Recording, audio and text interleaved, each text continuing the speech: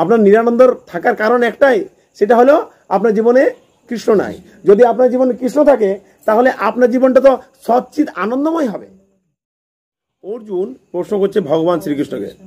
ভগবান শ্রীকৃষ্ণ বলছেন, হে যোগেশ্বর, কিভাবে সর্বদা তোমার চিন্তা করলে আমি তোমাকে জানতে পারবো? হে ভগবান, কোন কোন বিধি আবৃত্তির মাধ্যমে, অর্থাৎ বিধি শব্দের অর্থ হলো নিয়ম বা প্রসেস, কোন কোন বিধি পূর্বক আচরণ করলে আমি তোমাকে চিন্তা করতে পারবো? মানে ভগবানকে চিন্তা করার কিছু প্রসেস জানতে চাইছেন। তো মাতাজির প্রশ্ন ছিল সকালবেলায় কি কি প্রশ্ন ছিল? লাস্টের প্রশ্নটা আপনার 24 ঘন্টার মধ্যে 22 ঘন্টা আমরা ভগবান ভক্তি মানে কিভাবে কি করবে সংসার জীবনে, এই সংসার জীবনে থেকে আমরা 24 ঘন্টা ভগবানের চিন্তা কিভাবে করব। অর্থাৎ আজকের এই শ্লোক থেকে আমরা বুঝতে পারবো যে কিভাবে আমরা আমাদের মনকে সর্বদা কৃষ্ণের চরণারবিন্দে সমর্পণ করে রাখতে পারবো। তো তার প্রসেস, অর্থাৎ এটা আমার আপনার প্রবলেম নয়, এটা অর্জুনের মতো মহান ভক্ত তিনি ভগবানকে প্রশ্ন করেছেন যে কি কার্যকলাপ করলে আমি আপনাকে চিন্তা করতে পারবো। তো প্রভুপাদ তাৎপর্য কি বলছে তা আমরা সম্পূর্ণভাবে শুনবো, তারপর আমরা এটা ডিটেলসে আলোচনা করবো। হরে কৃষ্ণ। সবাই মন দিয়ে একটু শ্রবণ করবেন। পূর্ববর্তী অধ্যায়ে বর্ণনা করা হয়েছে যে পরম পুরুষোত্তম ভগবান তার যোগমায়া দ্বারা আবৃত থাকেন। পূর্ববর্তী শ্লোকে, অর্থাৎ এই 10 নম্বর অধ্যায়ের পেছন দিকে যে শ্লোকগুলো ছিল সেখানে বর্ণন করা আছে যে ভগবান সহজে কারো কাছে প্রকট হন না, তিনি তার যে মায়া শক্তি অর্থাৎ যোগমায়া দ্বারা তিনি নিজেকে আবৃত্তি করে রাখেন। অর্থাৎ আমাদের সব কৃষ্ণ প্রত্যেকটা বস্তুর মধ্যে আছে, কিন্তু আমরা কি দর্শন করতে পারছি? দর্শন করতে পারছি না। তো ভগবান নিজেকে আবৃত্তি করে রাখে, অর্থাৎ নিজেকে লুকিয়ে রাখেন। কিন্তু এখানে কি বলছে, যে সকল ভক্ত তার চরণে সর্বত্রভাবে আত্মসমর্পণ করেছেন তারাই কেবল তাকে দেখতে পারেন। কি বলছে? যে সকল ভক্ত তার চরণে আত্মসমর্পণ করেছে তারা ভগবানকে দেখতে পারেন। অর্থাৎ এখানে ফুললি স্যান্ডেলের কথা বলা আছে। ভগবানের চরণে আমরা যতক্ষণ না সম্পূর্ণভাবে 2 হাত তুলে স্যালেন্ডার করব ততক্ষণ পর্যন্ত আমরা ভগবানকে দর্শন করতে পারবো না। তাহলে ফুললি স্যারেন্ডার করতে গেলে কি করতে হবে? 24 ঘন্টা ভগবানকে নিবেদন করতে হবে। আপনার যে 24 ঘন্টা ভগবানকে নিবেদন করতে হবে। আত্মসমর্পণ মানে ভগবান যা বলেছে সেটাকে পালন করা। আত্মসমর্পণ মানে গুরু দেবের মুখবাক্য থেকে, অর্থাৎ শ্রীমুখ থেকে যা বর্ণন হচ্ছে, শাস্ত্র কথা ছাড়া তো অন্য কোনো বর্ণন হবে না। তো সেটাকে যদি আমি পালন করতে পারি তাহলে শাস্ত্রকে পালন করা হবে, অর্থাৎ কৃষ্ণকে জানা হবে। আমরা গ্রন্থরূপে ভগবানকে জানতে পারছি। সাক্ষাৎ ভগবানকে দর্শন করার মতো আমাদের এই জড়চক্ষু সে শক্তি নেই। কিন্তু ক্রমশ যদি কেউ ভগবানের চরণারবিন্দে আত্মসমর্পণ করে তো তিনি ভগবানকে দর্শন করতে পারবেন। এখন অর্জুনের মনে আর কোনো সংশয় নেই যে তার বন্ধু শ্রীকৃষ্ণ হচ্ছে পরমেশ্বর ভগবান, কিন্তু তিনি জানতে চান যে কিভাবে সাধারণ মানুষ সর্বপক্ষ পরমেশ্বর ভগবানকে জানতে পারবে। অ্যাকচুয়ালি এখানে অর্জুন নিজের জন্য প্রশ্ন করেইনি। অর্জুন এখানে নিজের জন্য প্রশ্ন করেনি। এখানে কার জন্য প্রশ্ন করেছে? সাধারণ মানুষের জন্য। যে অর্জুনকে তো এখানে স্পষ্টভাবে বলে দিল যে সম্পূর্ণভাবে আত্মসমর্পণ করেছে তিনি ভগবানকে দেখতে পারবেন। অথচ এখানে স্পষ্টভাবে বলছে অর্জুনের মনে যা সংশয় ছিল সেটা কেটে গেছে। এখন প্রশ্নটা করেছে, যেহেতু অর্জুন ছিল ভগবানের বন্ধু, তো এখানে কোনো সংশয় নেই, অর্জুনের মনে কোনো সংশয় নেই, কিন্তু তিনি সাধারণ মানুষের জন্য এটা জানতে চেয়েছেন যে তারা কিভাবে ভগবানকে জানতে পারবেন। তো এখানে আমাদের জানার প্রসেস বলা আছে, সেটাকে শুনতে চান আপনারা ভালো করে মন দিয়ে? তাহলে মন দিয়ে শ্রবণ করুন। হরে কৃষ্ণ। কোন সাধারণ মানুষ নাস্তিক ও অসুর শ্রীকৃষ্ণকে জানতে পারে না? কোন সাধারণ মানুষ? নাস্তিক আর অসুর, দুটো ক্যাটাগরির ব্যক্তিদেরকে বলেছে যারা ভগবানকে জানতে পারে না। কোন ক্যাটাগরি? নাস্তিক আর অসুর। নাস্তিক শব্দের অর্থ কি? যিনি মানে না, তারা হলো নাস্তিক। আর অসুর যারা ভগবানের সম্বন্ধে সব কিছু জানে কিন্তু তাকে মানেও না, আর বরং তার বিরুদ্ধে আচরণ করে। আর নাস্তিক ব্যক্তিরা এরা মানতে চায় না, মানতে চায় না। আমি মানবো না, কিন্তু কোনো ক্ষতি করবে না, আপনার মাইন্ড ডাইভার্ট করে দেবে, আপনার ক্ষতি হবে কিন্তু ও কোনো ডাইরেক্টলি ক্ষতি করবে না। কিন্তু অসুর কি করে, ভগবানের সাথে যুদ্ধ করতে শুরু করে দেয়।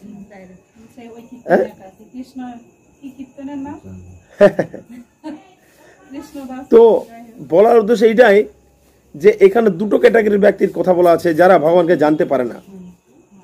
কারণ শ্রীকৃষ্ণ তার যোগমায়া শক্তি দ্বারা আচ্ছাদিত থাকেন।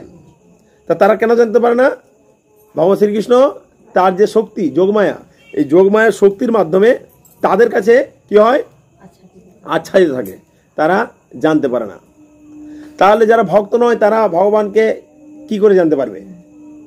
ভগবান তাদের কাছে কি করে আছে? পর্দার আড়ালে আছে না। এখন সে কোনো কিছু প্রসেস যেগুলোর মাধ্যমে ভগবানকে জানা যায়, সেই প্রসেসগুলো যতক্ষণ অবলম্বন করছে অর্থাৎ মেনে চলছে, ততক্ষণ পর্যন্ত ভগবান তার কাছে পর্দাটা খুলবে না। এখানে প্রথমেই প্রসেসটা বলেছে, ভগবানকে জানার প্রসেসটা কি? যদি কোনো ব্যক্তি ভক্ত হয়ে তার চরণে আত্মসমর্পণ করে। আর এরা তো নাস্তিক আর অসুর, এরা তো আত্মসমর্পণ করবে না। হিরণ্যকশিপু তিনি ছিলেন অসুর। তো তিনি দেখলেন যে তার যে দাদা হিরণ্যাক্ষ তাকে কে বধ করলো? ভগবান বিষ্ণু। তো তিনি জানতেন যে ভগবান বিষ্ণুর অলরেডি অনেক পাওয়ার আছে, তো তাকে আমার মতো একটা বদ্ধজীব, অর্থাৎ তিনি অসুর থাকলেও তিনি বদ্ধজীব, তার তো মৃত্যু আছে, তো যে যার মৃত্যু আছে তিনি বদ্ধজীব। তো তিনি জানতেন যে আমি তাকে মারতে পারবো না, কিন্তু যেহেতু আসরিক প্রবৃত্তি ছিল, আসরিক প্রবৃত্তি মনোভাব ছিল, তিনি কি করলেন যে ও আমার দাদাকে মেরেছে, আমি কি করব? ব্রহ্মার তপস্যা করব। আর ব্রহ্মার তপস্যা করে ছলে বলে কৌশলে কোনো রকম ভাবে আমি তাকে বধ করবই, এটা তার সংকল্প ছিল। তো তার আসরিক মনোভাবের জন্য তিনি জানতেন যে ভগবান স্বয়ং বিষ্ণু তিনি কি করেছেন আমার দাদাকে মেরেছে। ও ভগবান, আমি মারতে পারবো না, কিন্তু তাও আমি চেষ্টা কেন ছাড়বো, আমি কেন সিলিন্ডার হব? পরবর্তীকালে যখন প্রহ্লাদ মহারাজ তার ঘরে আবির্ভূত হলেন, প্রহ্লাদ মহারাজ তাকে বোঝাচ্ছেন, যখন সর্বত্র তিনি বলছেন যে সর্বত্র ভগবান আছে, তখন বলছে না, ভগবান কেউ না, ভগবান আমি, 3টি লোকের রাজা আমি স্বর্গকে জয় করেছি, হিরণ্যকশিপু বলছে। তখন প্রহ্লাদ মহারাজ বলছে না, তুমি ভগবান হতে পারো না, ভগবান তো একমাত্র বিষ্ণু, তিনি প্রত্যেকটা ব্যক্তির হৃদয়ে পরমাত্মা রূপে বিরাজমান আছে, তোমার মধ্যেও ভগবান আছে। তখন তিনি অত্যন্ত ক্রোধান্বিত হচ্ছে। তো তার উপরে আসরিক প্রবৃত্তির কাজ করছে, কি করছে? তাকে শাস্তি প্রদান করছে, তাকে বিষ খাইয়ে মারার চেষ্টা করছে, পাহাড় থেকে ফেলে দেওয়ার চেষ্টা করছে, আগুনে জ্বালিয়ে দেওয়ার চেষ্টা করছে। কিন্তু রাখে হরি তো মারে কে? হরি যদি আপনাকে রক্ষা করে তো কারো ক্ষমতা আছে আপনাকে বধ করার? আর যদি মারে হরি তো রাখে কে? আর হরি যদি বলে আপনাকে শেষ করব, তো কারো ব্যাপার ক্ষমতা নাই যে আপনাকে রক্ষা করে দেবে। তো প্রহ্লাদ মহারাজ ছিল সম্পূর্ণ সিলিন্ডার, আত্মসমর্পণ। অর্থাৎ যে কথাটা বলছে, ভক্ত সর্বদা আত্মসমর্পণ থাকে, তাও যে ভক্ত আত্মসমর্পণ থাকে তিনি ভগবানকে দর্শন পায়। তো প্রহ্লাদ মহারাজকে কি বলে দিল যে তোমার ভগবান করছো, কোথায় আছে ভগবান? বলছে প্রত্যেকটা বস্তু ভগবান আছে। কোথায় আছে? এই পিলারের মধ্যে হবে? বলছে হ্যাঁ, এই পিলারের মধ্যে আছে। তো আচার্য বর্গরা বলছেন যে সেই সময় ওই পিলারের মধ্যে ভগবান ছিল না, সে সময় ওই পিলারের মধ্যে ভগবান ছিল না, কিন্তু ভক্তের শ্রীমুখ থেকে বেরিয়ে গেল। তো ভক্তবৎসল ভগবান সঙ্গে সঙ্গে তিনি নিজের রাজ্য সিংহাসন, রত্ন সিংহাসন, নিজের রাজ্যের যে সিংহাসন গোলক বৃন্দাবনের, সেই সিংহাসন ত্যাগ করে, রত্ন সিংহাসন ত্যাগ করে পিলার মধ্যে আবির্ভূত হয়ে গেল। আর কি রূপে আবির্ভূত হলো? নৃসিংহদেবের রূপে। অর্থাৎ অর্ধেক মানুষ অর্ধেক সিংহ। তো এই রূপ কেন প্রকটিত হলেন? কারণ তিনি যে ছলে বলে কৌশলে অমর হবার প্রার্থনা করেছিলেন, তো তার সেই মনোবাঞ্ছা অর্থাৎ ব্রহ্মার আশীর্বাদকে সম্পূর্ণ করার জন্য, আর তার যে ইচ্ছা ছিল যে আমি কোনোভাবেই মরবো না, তো মৃত্যু তো একদিন আসবেই। তা আসরিক প্রবৃত্তির ব্যক্তিরা কি করে? তারা এই প্ল্যানিং করে, যতদিন তার অর্থ বল, শরীরের বল যতদিন থাকে, ততদিন ভাবে সব কিছু আমার। এই ভারতবর্ষে একজন ব্যক্তি ছিলেন, তার নাম ছিল মনে পড়ছে না নামটা, সিকান্দার। তার নাম ছিল কি? তার নাম ছিল সিকান্দার। তো এই সিকান্দার ছিল অত্যন্ত মাফিয়া টাইপের, সব কিছু নিজের বশে করে নিয়েছিল। টাকা পয়সা ছিল তো, সব কিছু নিজের বশে করে নিয়েছিল। এত ধন সম্পত্তি, যা কিছু, মানে প্রত্যেকটা মুহূর্তে যা কিছু বলতো সব কিছু হাতের কাছে সব চলে আসতো।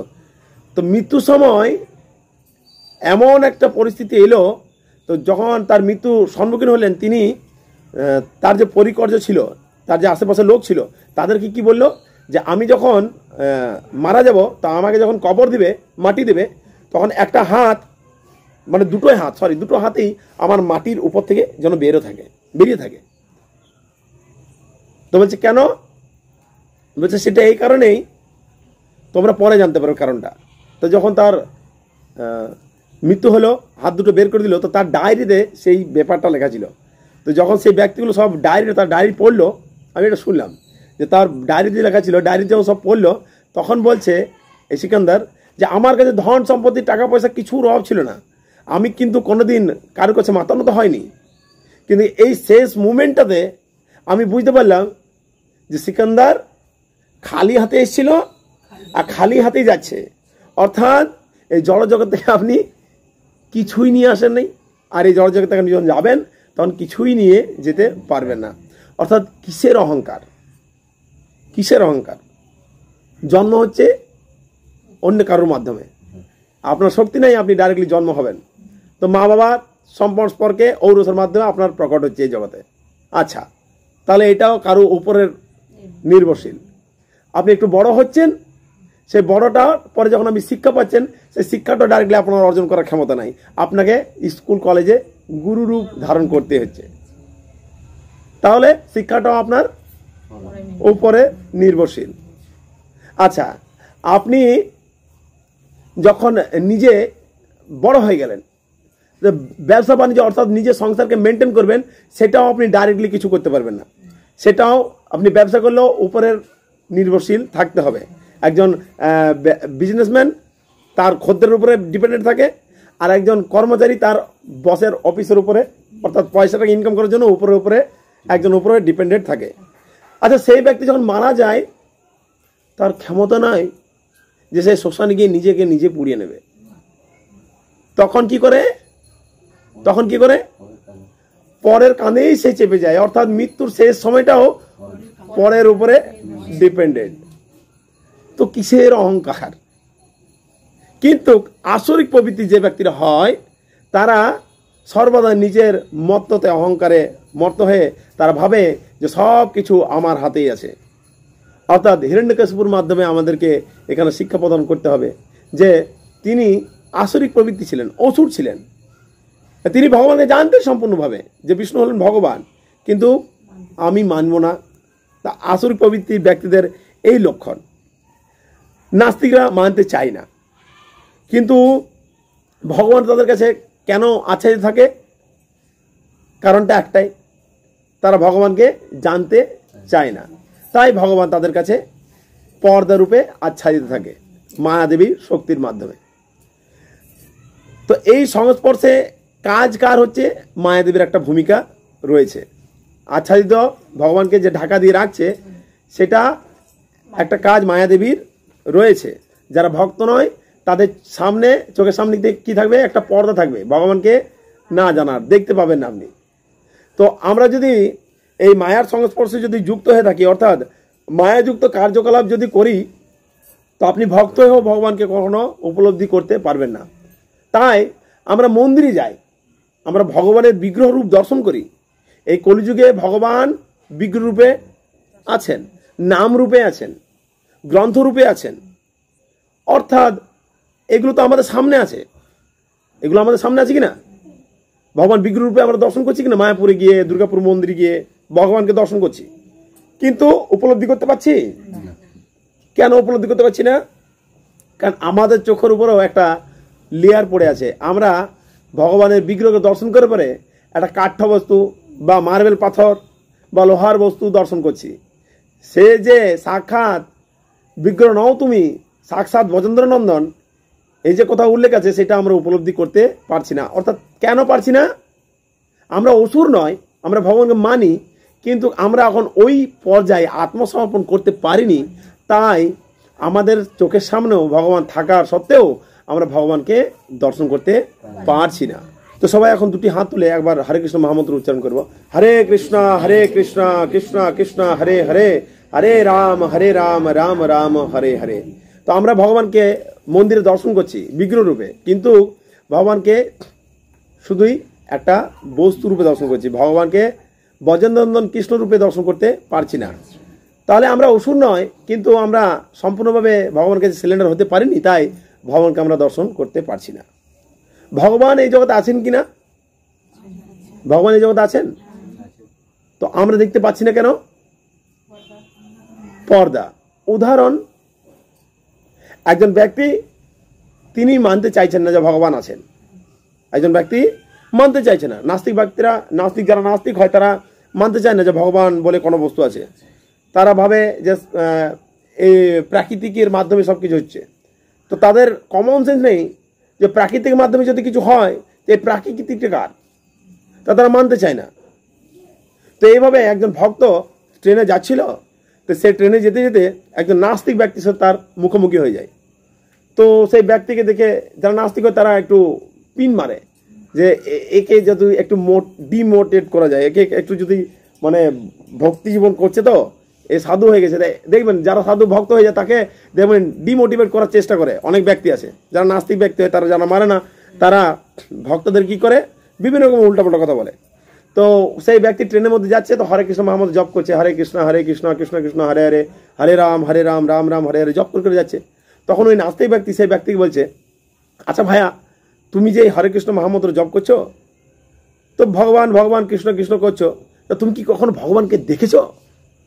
তো সে ভক্ত বলছে, না দেখিনি, কিন্তু ভগবান আছে। ভগবানকে আমি দেখিনি, আমার যোগ্যতা এখন হয়নি, কিন্তু ভগবান আছে।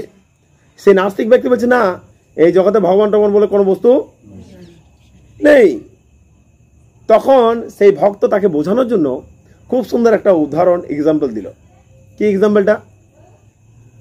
তখন এই ভক্ত বলছে যে তোমার জানা আছে এই ট্রেনটা অটোমেটিক চলছে, এই ট্রেনটা অটোমেটিক চলছে, এতে কোনো লোক ড্রাইভার কিছু নেই।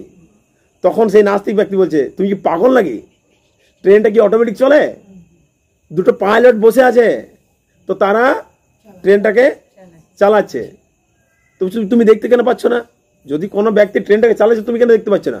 বলছে, আরে ভাই, ট্রেনটাকে যদি কে চালাচ্ছে তাকে যদি দেখতে হয়, তাহলে নেক্সট স্টেশনে দাঁড়াও, তুমি আমার সঙ্গে চলো, গিয়ে পরে তোমাকে আমি দেখিয়ে দেবো যে দুজন পাইলট ট্রেন চালাচ্ছে। বলছে, হ্যাঁ আমি তোমার কথাটা মানলাম, তো তোমার কথাতেই আমার যুক্তি আছে, তোমার কথাতে আমার উত্তর আছে। তুমি সাধারণত একজন ব্যক্তি বা দুজন ব্যক্তি ট্রেন চালাচ্ছে, তাকে তুমি একটা পেছনের বগিতে বসে তাকে তুমি দেখতে পাচ্ছ না যে ও কোথার থেকে ট্রেনটা চলছে, কে চালাচ্ছে। তো তোমাকে ওই ট্রেনের ব্যক্তিকে যদি দেখতে হয়, তার জন্য কি করতে হবে?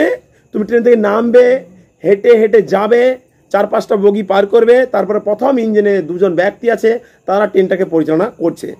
তো সেই দুজন ব্যক্তি যারা নর্মালি একটা ট্রেনকে পরিচালনা করছে, তাকে দেখার জন্য যদি তোমাকে পরিশ্রম করতে হয়, তাকে দেখার জন্য যদি তোমাকে হেঁটে হেঁটে এক বগি থেকে আরেকটা বগি পার করে যদি মেন ইঞ্জিনের কাছে যেতে হয়, তার জন্য যদি কিছু পরিশ্রম লাগে, তো তুমি সম্পূর্ণ জগৎকে যে পরিচালনা করছে, সম্পূর্ণ প্রাকৃতিক যে পরিচালনা করছে, সেই ভগবানকে দেখার জন্য তোমাকে পরিশ্রম করতে হবে না?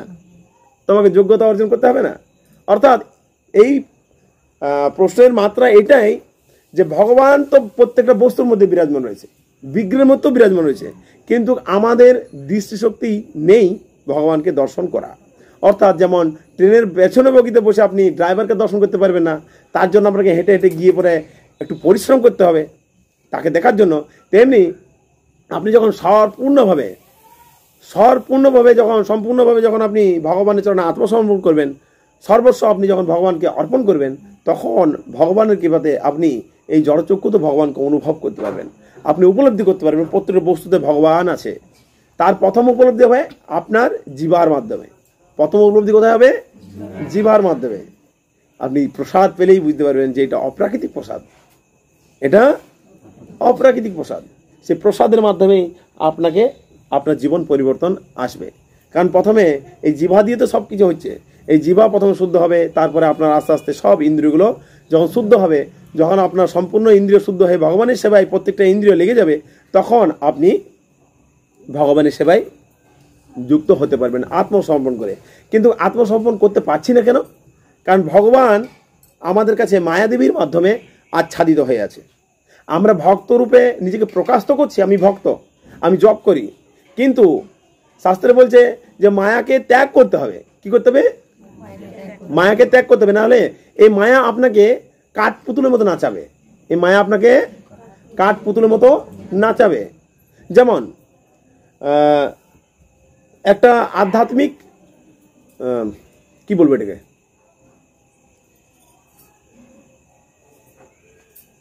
হ্যাঁ, একটা জাগতিক কার্যকলাপ আছে, একটা আধ্যাত্মিক কার্যকলাপ আছে।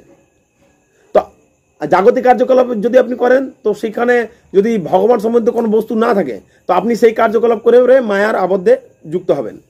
আর আরেকটা আধ্যাত্মিক কার্যকলাপ আছে, যে সেবাটি আপনি এখানেই ওই জড়বস্তু কার্যকলাপের মাধ্যমে ভগবানের সেবায় যুক্ত হতে পারবেন। অর্থাৎ মাতাজির প্রশ্ন যে আমরা 24 ঘন্টা বাড়িতে কাজকর্ম করেও ভগবানের সেবায় কিভাবে যুক্ত থাকব।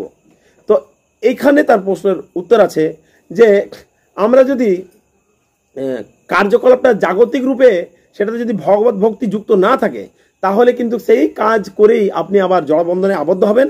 আবার সেই জাগতিক কাজে যদি ভগবান কৃষ্ণকে অ্যাড করে দেন, তো সেখান থেকে আপনি ভগবানের সেবা, সেই কার্যকলাপটাই মানে জাগতিক কার্যকলাপটাই ভগবত সেবাতে পরিণত হবে। যেমন উদাহরণ দিচ্ছি, তাহলে বুঝতে পারবেন। যেমন ক্রিকেট খেলা কোনো পাপ নয়, ক্রিকেট খেলা দেখা কোনো পাপ নয়, কিন্তু ক্রিকেট খেলা দেখা পাপ তো নয়, কিন্তু এটাতে খুব নেশা আছে, এটাতে খুব নেশা আছে, যে নেশার জন্য আপনার ভক্তি জীবনে ইফেক্ট পড়তে পারে। অর্থাৎ ক্রিকেট খেলা কোনো পাপ নয়, ক্রিকেট খেলা দেখা কোনো পাপ নয়, কিন্তু এই যে দেখার পরে এর প্রতি যে নেশাটা লেগে যাচ্ছে, এটা তো, কিন্তু ক্রিকেট খেলাটা কিন্তু জাগতিক খেলা না। তা ক্রিকেট খেলা যেহেতু জাগতিক খেলা, তাই এই জাগতিক খেলা বা জাগতিক বস্তুর জন্যই আপনার চিত্তটা এতদিন থেকে বহু বহু জন্ম ধরে এই জাগতিক কার্যকলাপে যুক্ত হয়ে আছে, তো তার প্রতি আপনার আসক্তিটা বেশি থাকবে। তো সমস্যা কী হবে? ক্রিকেট দেখা কোনো পাপ নয়, কিন্তু আপনি কি করলেন, প্রথম দিন একটু ভক্তি জীবন তো সব ভালোই ছিল, ভালো জব করতেন, ভালো সব কিছু টাইমে টাইমে সব কিছু হতো। তো সমস্যা কী হলো যে এখন আপনি ক্রিকেট খেলা দেখতে শুরু করছেন, আর সেই ক্রিকেট খেলা দেখতে দেখতে আপনার খুব ভালো লাগে, আপনি জবও করেন, সব কিছু করেন, কিন্তু টিভিও দেখেন, ক্রিকেট খেলা দেখেন। সেই ক্রিকেট খেলা দেখতে দেখতে এমন একটা সময় চলে এলো, রবিবারে পাকিস্তান ইন্ডিয়ার একটা ম্যাচ আছে, রবিবারে পাকিস্তান ইন্ডিয়ার একটা ম্যাচ আছে, আর শুরু কটা থেকে হবে 3:30 থেকে, আর 3:30 থেকে আমাদের দুর্গাপুর ইস্কন মন্দিরে স্পেশাল ক্লাসও আছে। এবারে আপনি কি বলবেন, আরে ইন্ডিয়া পাকিস্তানের ম্যাচটা তো বারবার লাইভ দেখতে পারবো না, তাহলে ক্লাসটা নয় তো আগের সপ্তাহ তো হলেও কোনো অসুবিধা নেই, কিন্তু কি ইন্ডিয়া পাকিস্তানের ম্যাচটা এত ভাইটাল ম্যাচ, এটা দেখব। আপনি স্টার্টিং কিভাবে করেছিলেন? একটু একটু দেখতে, পাপ ছিল না, কোনো অসুবিধা নেই, কিন্তু এর প্রতি আপনার আসক্তিটা কিন্তু জন্মাচ্ছে, আপনি বুঝতে পারছেন না।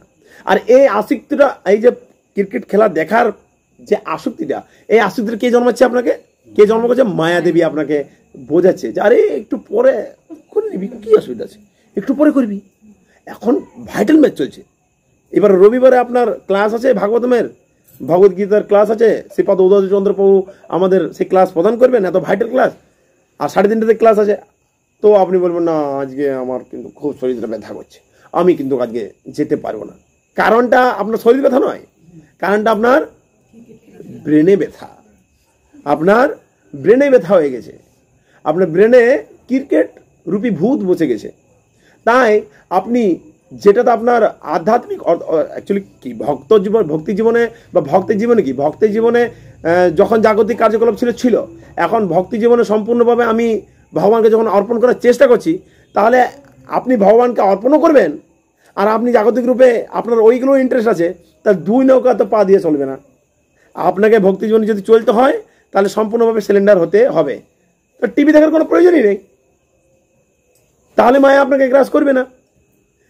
আপনি টিভি দেখছেন, তার জন্যই তো আপনি খেলাতে দেখে দেখে দেখে দেখে আসক্তি হয়ে গেছে।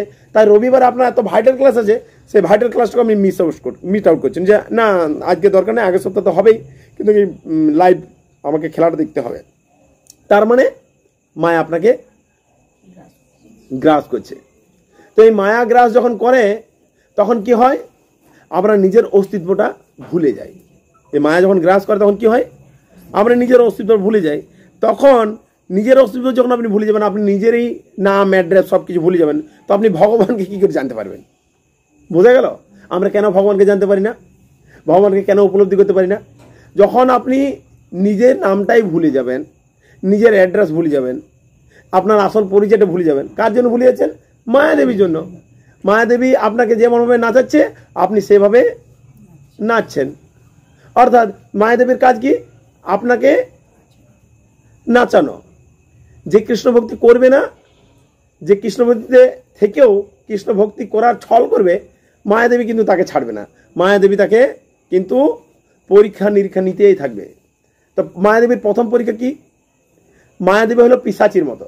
মায়াদেবী কেমন? পিশাচির মতো। ভূত লেগেছে কারো? কারো ভূত লেগেছে? ভূত প্রেত আছে, যেমন ভগবান আছে, আত্মা আছে, ভূতও আছে। তো মায়াদেবী আমাদের উপরে পিশাচির মতো কাজ করে। মায়াদেবী পিশাচির মতো কাজ করে। আপনারা যদি দেখেছেন, ঠিক আছে, আপনাদের কারো লাগে না, আপনাদের দেখেছেন আশেপাশে কোথাও গ্রামগঞ্জে যে ভূত লাগলে কি করে? করে না? লাগে। তো মাতাজির নাম কি? মাতাজির নাম কি? চন্দনা মাতাজি। তো মাতাজির নাম চন্দনা। এবারে যখন দেখবেন পিশাচি লাগে তখন কি হয়, একজন ওঝা আছে, ওঝা, আর সেই ওঝা এসে কি করে, বল তুই কোথাকার, তখন বলবো না, বল কোথাকার। হ্যাঁ মাতাজি, এটা লাগে, এটা হয়, বল কোথাকার। তখন বলে আমি দুর্গাপুরে। আচ্ছা আচ্ছা, দুর্গাপুরে। তখন বলে এই দুর্গাপুর গেছিল? হ্যাঁ দুর্গাপুর গেছিল, বিয়ে বাড়ি ছিল। কিভাবে তুই পেলি? তখন বলে স্নান করতে গেছিল, চুল খুলে, তখন পেয়েছে। তো বল তোর নাম কি? তখন বলবে আমার নাম সুলোচনা। বিভিন্ন রকমের ভুল ভাল কথা বলে। যখন পিশাচি পায় কোনো ব্যক্তিকে, তখন সে নিজের নাম ভুলে অন্য কিছু নাম বলে, আমি অমুক জায়গা থাকি, এখানে থাকি, ওইখানে থাকি। তো মায়াদেবী আমাদের কি করায়, এই যে জড়জাগতিক রূপে পিশাচি পাওয়ার পর যেমন সে নিজের নাম অ্যাড্রেস জাগতিক নাম, অর্থাৎ জাগতিক নাম ভুলে যায়, সে তার নাম চন্দনা, কিন্তু ও বলছে আমার নাম সুলোচনা, আমি দুর্গাপুর থেকে এসেছি। তা ঠিক আছে, তুমি এসছো দুর্গাপুর থেকে। অ্যাকচুয়ালি এখান থেকে বুঝতে হবে যে মায়াদেবী আমাদেরকে সেই পিশাচির মতোই গ্রাস করে রেখেছে। মায়াদেবী আমাদেরকে পিশাচির মতো গ্রাস করে রেখেছে, তা জান না আপনারা? আমরা সবাই মায়াদেবীর কপালে পড়ে আছি, আর সেই পিশাচি আমাদের উপরে বসে আছে। প্রমাণ করবো। আপনার নাম কি মাতাজি? মন্দিরা মাতাজি। তোমার নাম কি? সুমনা। আপনার মাতাজি? লক্ষ্মী মাতাজি। তারপরে মঞ্জু, তারপরে সীমা মাতাজি, তারপরে আমাদের তিলকা মাতাজি, আমার চন্দনা মাতাজি, অনুপমা মাতাজি আছে। আপনার নাম কি? আপনার নাম কেউ বললো না, আসল পরিচয় কেউ বললো না। ভূত পাওয়ার পরে যেমন, পিশাচি পাওয়ার পরে যেমন ওর নাম সুলোচনা, সুলোচনা না চন্দনা, জাগতিক নাম চন্দনা, কিন্তু ভূত পাওয়ার পরে সে কি বলছে, আমার নাম সুলোচনা। আপনাদের আসল পরিচয় কি? আপনারা ভগবানের চিন্ময় আত্মা। আপনার আসল পরিচয় চিন্ময় আত্মা। আপনি এই জড় জগতে এসেছেন বলে আপনার নাম তিলকা, কারোর নাম মৌসুমী, কারোর নাম সুমনা, কারোর নাম লক্ষ্মী, কারোর নাম এই অমুক অমুক অমুক, কিন্তু আপনার আসল নাম এটা। তাহলে পিশাচি পাইলে যা অবস্থা হয় সেই অবস্থা আমাদের উপরে। আমার নাম সীমা, আমার নাম এই, আমার নাম তমুক, মানে পিশাচি পেয়েছে। পিশাচি পাওয়ার পরে যেমন উল্টা পাল্টা পকে। আপনার অ্যাড্রেস কোথাকার? কোথাকার অ্যাড্রেস? বহুলা। অরিজিনাল বহুলা আপনার অ্যাড্রেস? অরিজিনাল কি অ্যাড্রেস বহুলা? এটা চিন্তা ভাবনার বিষয়, হাসার এটা নয়। হাসা ছিল, ভূত প্রেতে ছিলাম যখন হাসা ছিল, ঠিক কি, কিন্তু বুঝতে হবে যে আমার কি অরিজিনাল অ্যাড্রেস বহুলা? বহুলা আমার অ্যাড্রেস নয়। তাহলে আমার অরিজিনাল অ্যাড্রেস কোথায়? আমার অ্যাড্রেস হলো আমার বাবা যেখানে থাকে, অর্থাৎ পরমেশ্বর ভগবান শ্রীকৃষ্ণ হলো আমার পরম পিতা। তাহলে পরমেশ্বর ভগবান যদি আমার পরম পিতা হয়, তাহলে আমিও তো তার সন্তান। তা আমার বাবা যদি গোলক বৃন্দাবনে বৈকুণ্ঠে থাকে, তাহলে আমার বাড়িও কিন্তু বৈকুণ্ঠ ধাম, গোলক বৃন্দাবন। আমি আমার বাবার সাথে রাগ করে এখানে চলে এসেছি বলেই আমি এখন আমার বাবার মতন ঐশ্বর্য তৈরি করতে চাই। বাবার কাছে কোনো কিছু নেব না, আমি নিজে পরিশ্রম করে সব কিছু, ঘর, বিল্ডিং সব কিছু তৈরি করব। কিন্তু বুঝতে হবে বোকা, তুমি তোমার বাবাকে ছেড়ে কখনোই সুখে থাকতে পারবে না। কৃষ্ণকে ছেড়ে কেউ সুখে থাকতে পারবে না, কারণ এই জগৎটা সুখের জগৎ নয়। মামোপেত্তে পুনর্জন্ম দুঃখালয়ম অশাশ্বতম, এই জগৎটাই হলো দুঃখের জগৎ, দুঃখের আলয়। এখানে আপনি সুখ চাইলেও আপনি পাবেন না। অর্থাৎ একটাই কথা, কৃষ্ণকে ভুলে গেছেন, কৃষ্ণকে মনে করে তার চরণে আত্মসমর্পণ করুন। আস্তে আস্তে এই মায়াই আপনাকে কৃষ্ণের কাছে পৌঁছাবে, এই মায়াই আপনাকে কৃষ্ণের কাছে পৌঁছাবে। মায়া যতদিন আপনার পরীক্ষা নিচ্ছে, তার মানে সে কৃষ্ণের ইচ্ছাতেই আপনার কাছে আসছে এবং আপনাকে পরীক্ষা নিরীক্ষা নিয়ে যাচ্ছে। যখন দেখবেন একটা ছেলে বাবাকে ছেড়ে পরে বাইরে থাকতে শুরু করে, তো বাবা হয়তো ডাইরেক্ট তার সাথে কথা বলে না, তার সাথে সম্পর্ক রাখে না, কিন্তু আত্মীয় স্বজনের মাধ্যমে, বন্ধু বান্ধবের মাধ্যমে তার খবর কিন্তু প্রত্যেকটা মুহূর্তে নিতেই থাকে। কি করছে রে, ও আজকে খেয়েছে কিনা, ওর আজকে কোনো অসুবিধা, সব কিছু কিন্তু খবর নিতে থাকে। তখন সে বাবার কাছে সব খবর পৌঁছায়। তেমনি আধ্যাত্মিক গুরুদেব হলো আমাদের সেই বার্তাবাহক, তিনি আমাদের সব কিছুর খবর ভগবানকে হ্যান্ড টু হ্যান্ড দিচ্ছেন, যে এই অমুক নামক ব্যক্তি আজকে আপনার চরণে আত্মসমর্পণ করেছে, সে আজকে 16 মালা জপ করছে, একাদশী ব্রত করছে, হ্যাঁ, দীক্ষাপ্রাপ্ত হয়েছে, এবং আপনাকে জানার জন্য সকাল থেকে বিকেল পর্যন্ত, অর্থাৎ আপনার যে গ্রন্থ ভাগবতম, গীতা এর অধ্যয়ন করছে, আপনাকে জানার চেষ্টা করছে প্রভু। আপনি দয়া করে তাকে নিজের কাছে নিয়ে চলে আসুন। ভাগবতম আমরা সকাল পড়ছিলাম না, যে ভগবান সব সময় চায়, সর্বদাই চায় যে প্রত্যেকটা জীব যেন আমার কাছে ফিরে আসে। কৃষ্ণের এটাই ইচ্ছা যে প্রত্যেকটা জীব যেন তার কাছে ফিরে আসে। কিন্তু মায়ার পিশাচি যেমন ভূত লাগার পরে অবল তবল বকি, তেমনি আমরা এত ভাগবত ক্লাস করছি, গীতার ক্লাস করছি, যখন আপনাকে প্রশ্ন করা হচ্ছে আপনার আসল পরিচয় কি, তখন আপনি বলছেন আমার নাম কি, মন্দিরা, আমার নাম মুন্না, আমার নাম সপ্তম। এই তো আমাদের পরিস্থিতি। তাহলে আমরা প্রত্যেকটা মুহূর্তে আমাদের রেজাল্ট কি হচ্ছে, জিরোর দিকে যাচ্ছে, প্লাসের দিকে যাচ্ছে না, না নিম্নতর স্তরে যাচ্ছে। আমরা ভগবানের কাছে ফিরে যাওয়ার জন্য প্রয়াস করছি না। তাহলে আমরা কি করছি, আমাদের ভক্তিটাতেও আমাদের বাসনা আছে, আমাদের ভক্তিতে বাসনা আছে, তাই সেই বাসনাযুক্ত ভক্তি করলে আমরা কিন্তু ভগবানকে সম্পূর্ণভাবে জানতে পারবো না। ভক্তের প্রথম লক্ষণ কি হবে, সর্বত্র তোমার প্রভু, আমি তো তোমার শুধুই উপলক্ষ মাত্র, তুমি যেমন ভাবে রাখবে আমি তেমন ভাবে থাকবো। এটা যেদিন আপনাদের, আমার সেটা আমি সাধু নয়, আমার মধ্যে সেই বাসনা আছে। তো আমরা কি করব, প্রত্যেক দিন সেই কথা প্রভুপাদ গুরু মহারাজকে অর্থাৎ গুরুবরদেরকে জানাবো যে হে প্রভু, আমার চিত্ত কিন্তু এখনো পরিশুদ্ধ হচ্ছে না। ভগবানের কাছে গিয়ে পরে আমাদের প্রার্থনা করা উচিত কি, আমরা গিয়ে পরে ভগবানকে কি বলি, আমাদের বিষয় বাসনা নিয়ে পরে বলি, হে প্রভু আমার এটা চাই, ওটা চাই, এটা চাই। কিন্তু আচার্যবর্গরা আমাদেরকে শিখাচ্ছে যে ভগবানের শিববিগ্রহের সামনে যখন আপনি যাবেন, তখন আপনাকে কি প্রার্থনা করা উচিত। আপনি প্রথমে ভগবানের প্রশংসা করবেন, ভগবানের বিগ্রহের কাছে গিয়ে পরে কি করবেন, প্রশংসা করবেন যে প্রভু আপনার কত দয়া, আপনি কি সুন্দরভাবে সম্পূর্ণ জগৎকে নিজের ইচ্ছার মতো চালাচ্ছেন, সবাই কত সুন্দর সুখে আছে, আওয়াং যারা দুঃখে আছে তাদেরকেও আপনি সেভ করে নিজে ছত্র ছায়া রেখেছেন। আপনি দেখেছেন কোনোদিন যে কেউ অভুক্তভাবে না খেয়ে আছে? কোনোদিন দেখেছেন কোনো জীব, কোনো ব্যক্তি এমন আছে যে না খেয়ে তিনি আছেন? তো ভগবান কৃষ্ণের যে ভক্ত আর যে ভক্ত নয়, কিন্তু কৃষ্ণ কারোর সঙ্গে এক চোখে সিঁদুর এক চোখে কাজল করেনি, তিনি প্রত্যেকটা মুহূর্তে তাদেরকে সেফলি গাইড করে যাচ্ছে। তিনি তো ভগবান, তার মধ্যে যদি সেই দয়া না থাকে তিনি ভগবান কেন? চৈতন্য মহাপ্রভুকে কি বলছে, পতিত পাবন হেতু তব অবতার, মো সম পতিত প্রভু না পাইবে আর। কি বলছে? আমার মতো পতিত আর আপনি পাবেন না।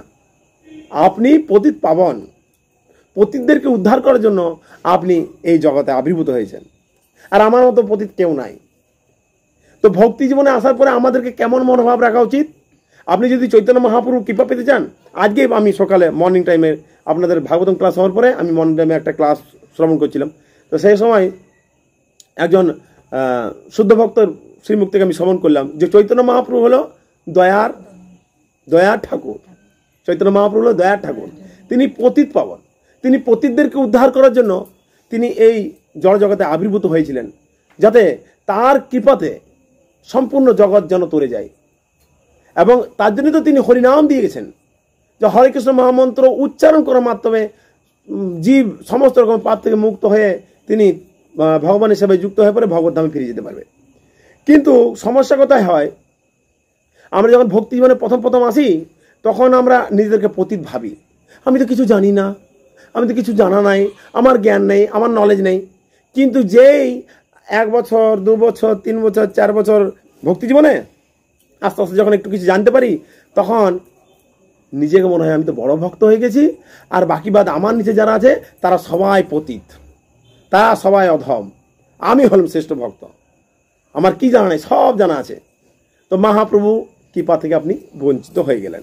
যে সময় আপনার এই মনোভাব এলো, আপনি সঙ্গে সঙ্গে মহাপ্রভু কৃপা থেকে বঞ্চিত হয়ে গেলেন।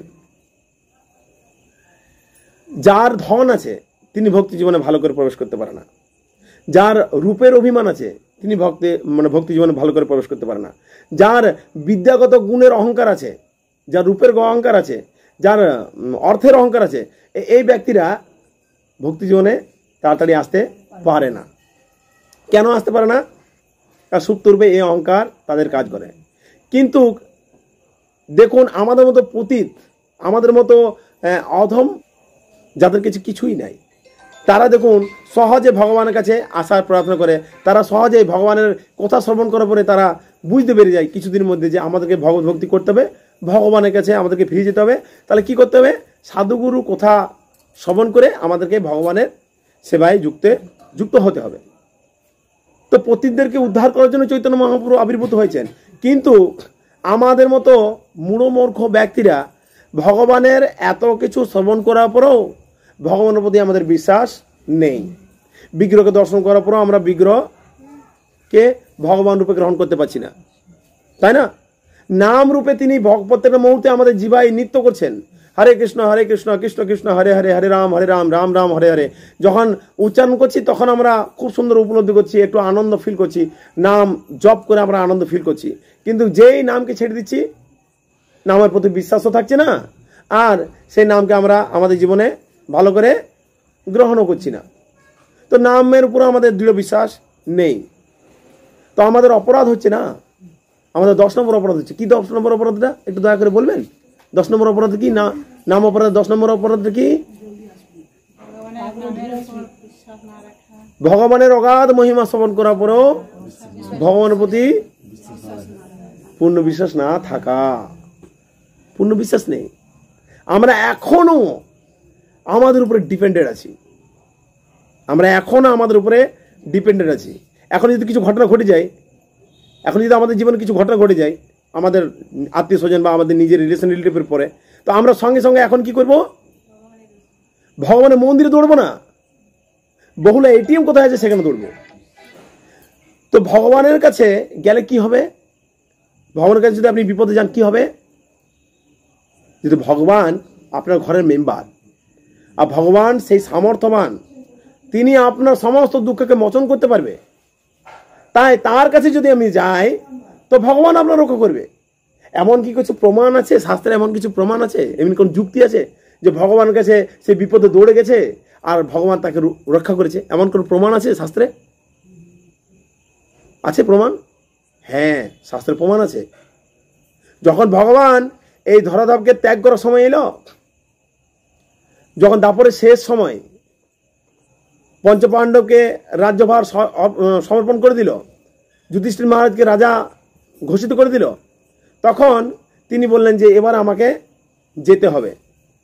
তখন এই পঞ্চপাণ্ডব মাতা কুন্তী, দ্রৌপদী সহ ভগবানের সঙ্গে বার্তালাপ করছিল, কথা বলছিল যে আপনি কেন যাবেন, আর কিছুদিন থাকুন, আমার দুঃখের সময় আপনি ছিলেন, সুখের সময় এখন যদি চলে যান তো আমরা কেমনভাবে থাকবো, আর আপনি যদি আপনাদের জীবনে না থাকেন তো আমাদের জীবনে কোনো অস্তিত্বই নাই, তো আপনি দয়া করে আমাদের সঙ্গে থাকুন। এইভাবে বিভিন্ন রকমের কথা আলোচনা করছিল।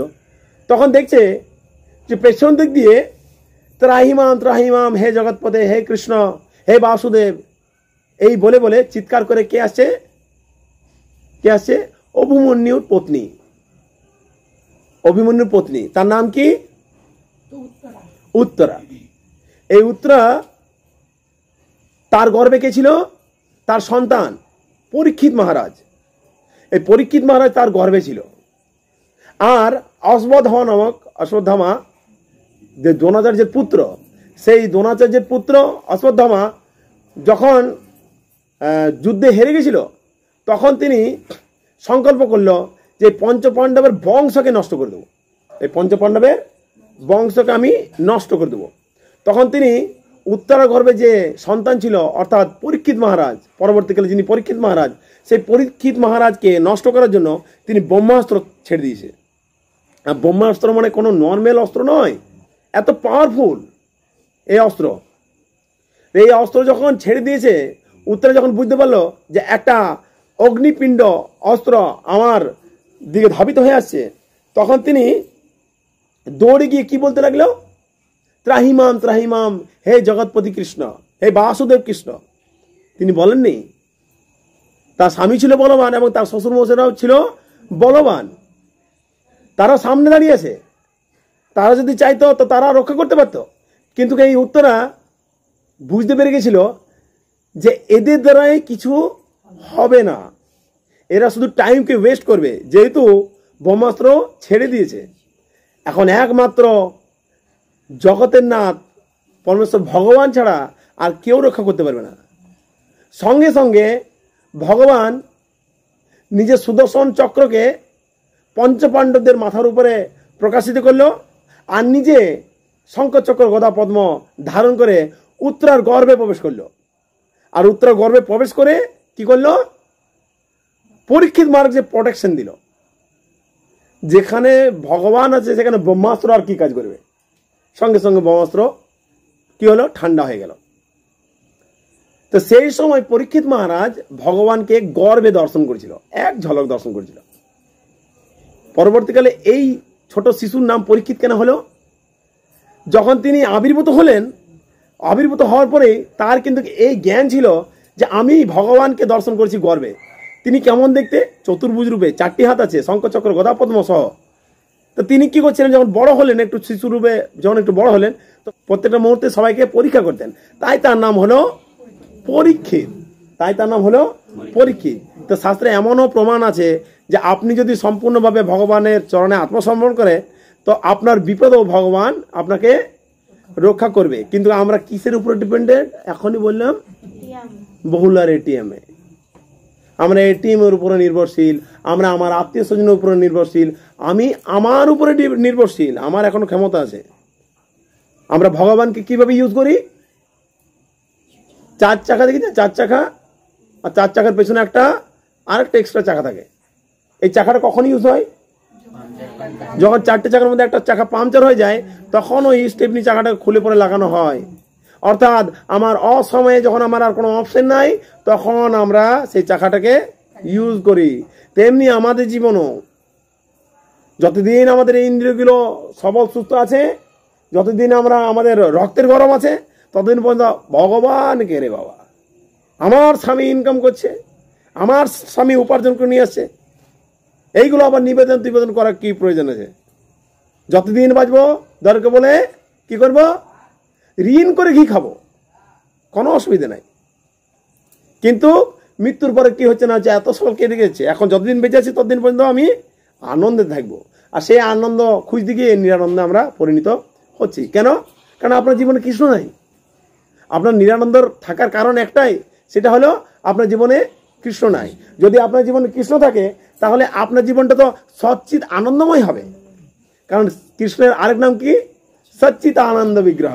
অর্থাৎ তিনি সাক্ষাৎ যে বিগ্রহ রূপে দাঁড়িয়েছেন, তিনি সচ্চিদানন্দ বিগ্রহ, তার মুখে কোনো টেনশন নেই। আপনি কৃষ্ণকে দেখেছেন কোনোদিন কোনো ফটোতে, কোনো ছবিতে, কোনো বিগ্রহের যে কৃষ্ণ বাসি আজকে আর ভালো লাগছে না এরা বাসি টাসি বাজাতে, এমনি কি কোনোদিন ছবি কোনো ছবি দেখেছেন? কোনো ছবিতে না, প্রত্যেকটা ছবিতে কৃষ্ণ বাসি নিয়ে হাসছে। তার মানে কোনো টেনশনই নেই। টেনশন কার থাকে না? টেনশন কার থাকে না? টেনশন সবাইকে থাকে, কিন্তু তিনি হলেন ভগবান, স্পেশাল ব্যক্তি। তার টেনশন নেই এই কারণেই, কারণ তিনি তো গরু চড়ায় না, গরু চড়ায়। ওর কাজ কি? গরু চড়ানো। তো গরু চড়াবার আছে, বাস আর মাখন দধি খাবার আছে, এটাই তো তার কাজ। কিন্তু আপনি জানেন না, উনি গরু চড়াচ্ছেন, আর গরু চড়াচ্ছেন সম্পূর্ণ জগৎকেও তিনি চড়াচ্ছেন তার শক্তি, তার মায়ার শক্তির মাধ্যমে। তো তিনি সহজেই কারুকে নিজের রূপকে প্রকাশিত করেন না, সহজে কারো কাছে প্রকটিত হন না। ভক্ত যখন খুব জিদ হয়, ভক্ত যখন খুব জিদ্দি হয়ে যায়, তখন ভগবান তার কাছেও প্রকট হয়ে যায়। ভগবান তখন তাকে কৃপাবশত দর্শন দিয়ে দেয়। তো ভগবানকে দর্শন পাওয়ার অভিলাষ যদি আপনার হৃদয়ে আছে, তাহলে আপনাকে কেমন হতে হবে? আপনাকে কেমন হতে হবে? অত্যন্ত সরল হতে হবে। ছল চাতুরি এই সকল কোনো কিছু থাকবে না। আপনি নিষ্কপট হবেন। আপনার এই দিকে এক কথা আর ওই দিকের এক কথা হবে না। আপনি যদি সিলিন্ডার হয়েছেন ভগবানের চরণে, তো সম্পূর্ণ সিলিন্ডার, মানে ওই সিলিন্ডারে কোনো রকম করে আপনার বল শক্তি থাকবে না। কৃষ্ণের উপর সম্পূর্ণভাবে ডিপেন্ডেন্ট থাকতে হবে। যা হবে কৃষ্ণ করবে, যা হবে সব কিছু কৃষ্ণমালী। আমার জীবনে যা ঘটবে সব কিছু কৃষ্ণমালী। অর্থাৎ আপনাকে সহজ সরল হতে হবে। যদি আপনি সহজ সরল যদি না হন, আপনি কিন্তু কৃষ্ণের কৃপা পাবেন না। এক ভক্ত ছিল, সে ভক্ত অত্যন্ত সহজ সরল ছিল। তো তিনি ভক্ত হবার আগে তিনি বাড়িতে থাকতেন। তো বাড়িতে অলস টাইপের ছিল, মানে কোনো কিছু কাজ করবো না, অলস। আমরা পড়াশোনা করেছে, সে অলসভাবে পড়াশোনা করেছে, একদম বন্ধু টাইপের ছিল। ও কাজকর্ম কিছু করতেই চায় না। তো কাজকর্ম করতে চায় না, তখন ওর বাবা কি বললো, যে তুমি কি করো, যখন কাজকর্ম তোমার কিছু করার ইচ্ছা নাই, তো তুমি এক কাজ করো, তুমি বাড়ি থেকে চলে যাও বাবা, তোমার বাড়ি থাকা দরকার নেই। আমার বাড়ি যদি থাকতে হয় তাহলে তোমার কাজকর্ম করতে হবে। আর ও ছিল একটু অলস টাইপের, কাজকর্ম করবো না। তখন কি করেছে, তখন সে খুঁজতে লেগেছে যে কোন মন্দিরে যাব। একমাত্র সাধু হলেই কাজকর্ম করতে হবে না, মন্দিরে থাকবো, খাবো দাবো, আর ওই যা প্রসেস আছে মন্দিরে, যা রুলস রেগুলেশন আছে, তো সেই মন্দিরে থাকবো আর ওই রুলস রেগুলেশন ফলো করবো। অর্থাৎ মন্দিরে থাকে যারা, তারা কি করে হরে কৃষ্ণ মহামন্ত্র জপ করে, ভগবানের সেবা করে, এটাই তাদের সেবা, এটাই তাদের কাজ। তো তাকে একজন কেউ বুদ্ধি দিলে যে তুই ভাই এইদিকে ওদিকে থাকলে তো অসুবিধা আছে, তুই মন্দির চলে যা। তো কোথায় যাবি? তাহলে ইস্কন মন্দিরে যা। ইস্কন মন্দিরে গেলে সুবিধা আছে। দাদা একটা সমস্যা, কিন্তু আমি 3 বার যে খাই। বলছে না, অমুক জায়গায় যদি যাবি তো ওইখানে 2 টাইম খাবার দেয়, আরেক জায়গায় যাবি তো ওইখানে 2 টাইম না। তো বলছি কোথায় 3 টাইম খাবার দেয়, সেখানে যাবো। তো বলছে একটু খবর লাগাই। খবর লাগালো, দেখছে 3 টাইমের খাবার একটা ইস্কন মন্দির পেলো। বলছি ঠিক আছে চলো গুরুদেবকে বলছি। বলে গুরুজি এই ব্যাপার আছে, এ আপনার মন্দিরে থাকতে চাই, সেবা করতে চাই। বলছি ঠিক আছে, তুমি জয়েন হয়ে যাও, কোনো অসুবিধা নেই। কি রুলস রেগুলেশন? রুলস রেগুলেশন এটাই যে তোমাকে ভোরবেলায় উঠতে হবে। ঠিক আছে, কোনো অসুবিধা নেই, ভোরবেলা একটু উঠবো। সব কি আমার মতো হবে? একটু উঠে যাবো ভোরবেলায়। আর কি করতে হবে, একটু তুলসী মানকে যে তুলসী মানে একটু দীপদান হবে, আরতি হবে, আর তুলসী মানকে যে বসে একটু জব করতে হবে। হ্যাঁ জব করা মানে কি অনেক খাটালি? বলছে না, কোনো খাটালি না। হরে কৃষ্ণ মহামন্ত্রে এই মালা আছে, মালাতে এই আঙুল ঢুকাবে আর হরে কৃষ্ণ মহামন্ত্র জপ করবে। বলছি ঠিক আছে, কি করে করতে হবে? হরে কৃষ্ণ কৃষ্ণ কৃষ্ণ হরে হরে, হরে রাম রাম রাম। বলছে ঠিক আছে গুরুদেব, কোনো অসুবিধা নেই, এটা হবে। বলছে তো গুরুদেব খাবার কখন থেকে, কখন খাবো? বলছে খাবার কোনো অসুবিধা নেই, আমাদের ভগবানকে খাবার অসুবিধা নেই। একবার 9টার সময় হয়। হ্যাঁ ঠিক আছে, 9টা টাইম ঠিক আছে, একদম পারফেক্ট। জব কতক্ষণ হয়? বলছে 7:30 পর্যন্ত। যে ঠিক আছে, ভাগবতম ক্লাসটা 7:30, 9টা থেকে। বলছে 9টা থেকে প্রসাদ, ওকে। আর নেক্সট প্রসাদ 12:30 একটা। হ্যাঁ 12:30 একটা, তো খাবার টাইমটাই কোনো অসুবিধা নেই। আর রাত্রে 8টা। ওই তাহলে 3 টাইম খাবার হয়ে গেলো, বিকেলবেলা একটু অ্যাডজাস্ট করে নেবো, কোনো অসুবিধা নেই। ঠিক আছে। এইভাবে প্রত্যেকদিন তার জীবনটা খুব সুন্দর আনন্দভাবে চলছে, সহজ সরল। এই বন্ধু তুমি এটা করো, হ্যাঁ ঠিক আছে প্রভু করে দিচ্ছি, হ্যাঁ মহারাজ করছি। গুরুদেব যা বলছে সেটা করে। এখানে পরিষ্কার করতে হবে, ধুতে হবে। এবারে কোথাও থাকতে গেলে তো সে বুঝতে পেরে গেছে যে কোথাও থাকতে গেলে তো আমাকে একটু সেবা টেবা করতেই হবে। আমি যখন মন্দিরের সদস্য হয়ে গেছি, তো তখন সবাইকে সাথে ঘুলে মিলে হয়ে গেছে, সহজ সরল। এবারে দেখছে একে যা বলছে, সবাই যে যা বলছে সেটাই করছে। এই বন্ধু আজ আমার খুব ব্যথা রে, আমার কাপড়গুলো কাচতে হবে। ঠিক আছে আমি কেচে দেবো। মানে একদম সহজ সরল, মানে কোনো রকমের ছল চাতুরি নেই, হৃদয়টা সম্পূর্ণভাবে কলুষিত, মানে সম্পূর্ণভাবে পরিষ্কার, মানে যে যা বলে সে তাই করে। একদিন কি হয়েছে, এ প্রত্যেকদিন জব করে, সকালবেলা মর্নিং টাইমে জব করতে হয়, তো প্রত্যেকদিন মর্নিং টাইমে জব করে, আর জব করতে করতে ও কি করে, ওই যেখানে রান্নাঘর, সেই রান্নাঘরের পাশে যে মানে মাঠটা আছে, রাস্তা আছে, সেই রাস্তাতে হরে কৃষ্ণ কৃষ্ণ কৃষ্ণ হরে হরে বল, হরে কৃষ্ণ কৃষ্ণ কৃষ্ণ হরে হরে, হরে রাম আজকে বলা হচ্ছে হরে বল, হরে কৃষ্ণ কৃষ্ণ কৃষ্ণ হরে পনির, হরি বল পনির পনির, হরে কৃষ্ণ এই জব করে প্রত্যেকদিন। আর সেন্ট ঠিক আছে, ওতে জানে না যে ভগবানকে ভোগ লাগাতে হয় বা কি করতে হয়, প্রসেস, নতুন নতুন ভক্ত কিছু প্রসেস জানা নেই, কিন্তু ওই অ্যাকচুয়ালি ওর তো ইচ্ছা যে আমি সব টাইমে খাবো আর এটা এভাবে আমার সময়টা কাটবে। একদিন কালক্রমে কি হয়ে গেছে, একাদশীর দিন পড়ে গেছে, আরে একাদশীর দিনে আর রান্না তো হয় না সকালবেলায়, তো মর্নিং টাইমে জব করছে হরে কৃষ্ণ হরে কৃষ্ণ কৃষ্ণ কৃষ্ণ হরে হরে, হরে রাম রাম রাম হরে হরে, হরে কৃষ্ণ। একজন ভক্ত যদি জব করে যাচ্ছে, তাকে বলছে প্রভুজি আপনি কোনো অপরাধ নেবেন না? বলছে না না, কি হলো, তুমি তো ভালো ছেলে, কেন অপরাধ নেবো? তোমার কোনো কিছু প্রশ্ন আছে? হ্যাঁ প্রশ্ন আছে, আজকে আমার বলার উদ্দেশ্যে যে রান্না করে ওনার কি শরীর খারাপ? কেন? না ও তো আমার সাথে জব করছিল। বলছে না, মানে সকালবেলা আমি এই জব করি তো আমি শুনতে পাই ঠুং ঠাং ছাই ছুঁই, তো আজকে কোনো আওয়াজ নেই। আরে বোকা, আজকে একাদশী। একাদশী মানে? না আমি তো নতুন ভক্ত, আমি জানি না একাদশী মানে। না একাদশী মানে সেদিনকে অন্ন শস্য, মানে রান্না টান্না কিছু হবে না, মানে অন্ন ডাল সবজি পনির হবে না, না পনির টনির কিছু হবে না, তো আজকে কি হবে? আজকে ফল খেতে থাকবে। হ্যাঁ আমিও ফল খাবো? হ্যাঁ ফল খেয়ে থাকতে হবে। বলছি ঠিক আছে, সঙ্গে সঙ্গে জব টপ রেখে পরে গুরুদেবের কাছে গেছি, গুরুদেব ক্ষমা করবেন। কি হলো? আমি কিন্তু মন্দির থাকবো না। কেন মন্দির থাকবে না? তুমি তো ভালো সেবা করো, আমাদের কাছে কিছু অপরাধ হলো, আমাদের কিছু ভুল হয়েছে তোমার চরণে। বলছি না গুরুদেব আপনি কি ক্ষমা করবেন, আমি কিন্তু থাকতে পারবো না এই কারণে, কারণ আপনারা আমার সাথে ছল করেছেন। কি ছল? আমি যখন মন্দির জয়েন করেছিলাম আপনারা একবার বলেন নাই যে 15 দিন পর একাদশী হয়, সেদিনকে অন্ন টন্ন হয় না। তা আরো কিছু শিষ্য ছিল, তারা মুচকে হাসছে, আরে কি রে তুই এত ভোলা, তুই এত সহজ চরণ, মানে এটার জন্য তুই আমাদেরকে প্রশ্ন করতে, গুরুদেবকে ডাইরেক্ট কি বলা দরকার ছিল, তুই আমাদেরকে প্রশ্ন কর, আমার আছি তো। বলছে না ঠিক আছে, তুমি একাদশী করতে পারবে না? গুরুদেব বলছে একাদশী করতে পারবে না? বলছেন না একাদশী ফলকে থাকতে পারবো না, মানে করতে পারবো যে আপনারা বলুন সব করতে পারবেন, ফলকে কি থাকা যায় বলুন, ফলকে থাকা যায়? বলছে ঠিক আছে এক কাজ করো, এ তো এখন নতুন ভক্ত, তো এই যদি 2-3 মাস যদি নাও করে কোনো অসুবিধা নেই, ওকে প্রথমে একটু প্র্যাকটিস করাও, প্র্যাকটিস করতে করতে ও যদি অভ্যস্ত হয়ে যায় তখন তারপর থেকে একাদশী ধরবে, তো এখন নতুন স্তর আছে, কোনো অসুবিধা নেই। তো এক কাজ করো, আরও যে ভক্ত ছিল তাদেরকে বললো যে একে এর মতো একটু চাল ডাল এগুলো ব্যবস্থা করে দাও, এ নিজে রান্না করে, তোমাকে কিন্তু আজকে নিজে রান্না করে খেতে দেবো। হ্যাঁ ঠিক আছে কোনো অসুবিধা নেই, আমার একটা হাঁড়ি বাসন কিছু একটা দিয়ে দেন, আমি নিজে রান্না করবো আর খেয়ে নেবো। বলছি শোনো, খেয়ে তো নেবে, কিন্তু যেহেতু তুমি ভক্ত হয়ে গেছো না, তো তোমার কর্তব্য, আমরা যা খাই কি করি, ভোগ লাগাই। ভোগ লাগানো মানে কি? বলছে আমরা যেটা খাই সেটা ভগবানকে নিবেদন করি, আর ভগবান যখন এটা খায় তারপরে আমরা সেটা গ্রহণ করি। বলছে তাহলে কি প্রত্যেকদিন ভগবান খাই? বলছে হ্যাঁ প্রত্যেকদিন আমরা ভোগ লাগাই, প্রত্যেকদিন ভগবান গ্রহণ করে তারপরে আমরা প্রসাদ পাই।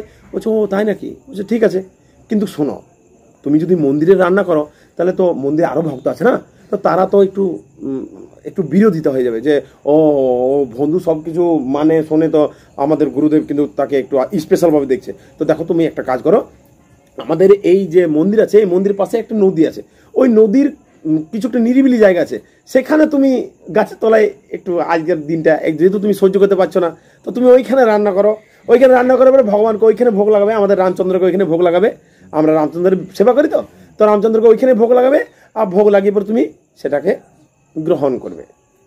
বলছে ঠিক আছে কোনো অসুবিধা নেই, এইটা করতে কি অসুবিধা আছে, তো আমি বেশি কিছু বানাতে পারবো না, আলু মাখা ডাল অন্ন করবো বাস। হ্যাঁ ঠিক আছে কোনো অসুবিধা নেই, একে দিয়ে দাও। তো ওকে দিয়ে দিয়েছে, একজনের কত লাগবে, 500 চাল, 2-4টে আলু, একটু তেল, একটু সবজি টবজি দিয়ে দিয়েছে, ও নিয়ে চলে গেছে।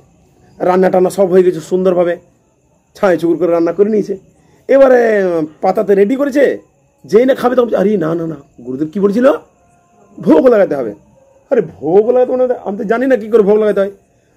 তো ঠিক আছে, গুরুদেব বলেছিল যে বস্তুটা রান্না করবে সেটা পাতা দেবে আর একটা তুলসী পাতা দেবে। তুলসী পাতা দেওয়ার পরে তুমি ভগবানকে অনুরোধ করবে যে ভগবান তুমি চলে এসো, এই রামচন্দ্র প্রভু তুমি চলে এসো, তুমি গ্রহণ করো। আর গ্রহণ করো, ভগবান চলে আসবে, আর ভগবান আসার পরে সেই বস্তু গ্রহণ করবে, তারপর তুমি প্রসাদ রূপে পাবে। বলছো ওকে ঠিক আছে, সেটাই হবে। আমিও লাগাবো ভগবানকে ভোগ। তখন খুব সুন্দর একটু গোবর টোবর নিয়ে পরে একটা জায়গা পবিত্র করলো, আর ওইখানে ওই যেটা রান্না করেছে সেটা প্লেটে পাতাতে নিয়ে সেখানে রেখে পরে তিনি গান করছেন, গানের ছন্দে বলছেন, শ্রী রামাইয়ে প্রভু রামাইয়ে अर्पण है भोग आप खाके जाइए। কি বলছে? অর্পণ করা আছে ভোগ, আপনি খেয়ে যান। তখন 2-4 বার এইভাবে গান করছে, শ্রী রাম আইয়ে প্রভু রাম আইয়ে अर्पण है भोग आप खाके जाइए। তিনি গান করছেন। তো সীতা দেবী উপর থেকে দেখছে, এই দেখো তোমার এই ভক্তটা দেখো কত সহজ সরল, কি সুন্দর। ও ভাবছে কি আপনি যাবেন ওখানে গিয়ে প্লেটটা খাবেন, ও কত সহজ, মানে কিছু জানে না। বলছে না, ও নতুন জয়েন করেছে, এখন কিছু জানে না। তো বলছে ও তো শোনো না চলো আজকে যাবো, ওর কাছে যাবো। সীতা দেবী বলছে চলো যাবো। যাবে? হ্যাঁ চলো, দর্শন কেউ না, একা আছে। ঠিক আছে চলো। তখন সীতা দেবী রামচন্দ্র সীতা দেবীকে নিয়ে চলে গেছে, প্রকট হয়ে গেছে। বলছে প্রভু আমি চলে এসছেন? বলছে হ্যাঁ চলে এসেছি। দাও, লেট করো না, আমার টাইম নেই, আরো জায়গায় যেতে হবে।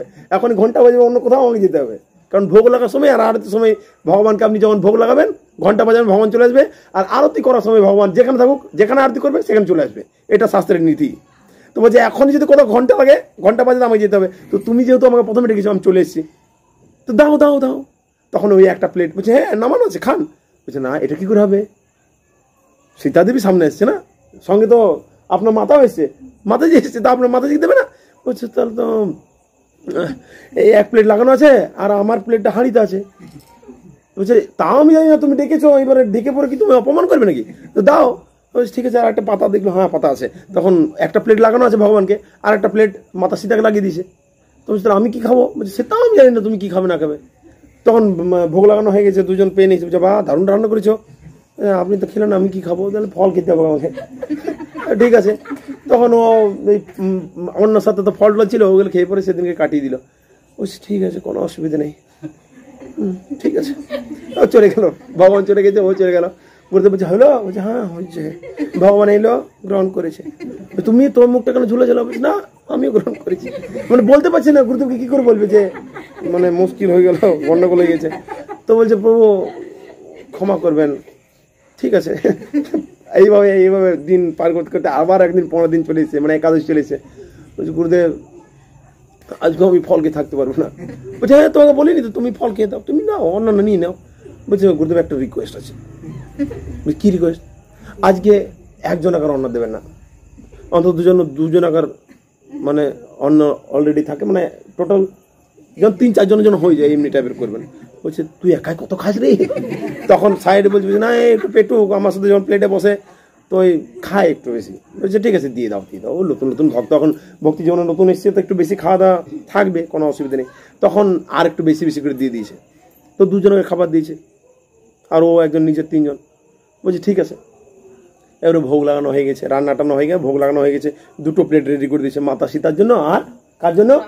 ভগবান রামচন্দ্রের জন্য। তখন এবার গান করছে। কি গান করছে? ভোগ লাগানো হয়েছে, ঘন্টা বাজছে, প্রভু রাম আইয়ে माता साथ लाइए अर्पण है भोग अब खाके जाइए। যেই না বলেছে রামচন্দ্র সীতা দেবী হাসছিল উপর থেকে, এই দেখো আজকে চলে এসেছে। তখন লক্ষ্মণ পেছন দিতে বলছে দাদা হাসছো কেন? দেখ কাণ্ডটা দেখ। আরে ভোগ লাগিয়েছে, আমি যাবো, সকাল থেকে মা কিছু খাওয়াই নেই।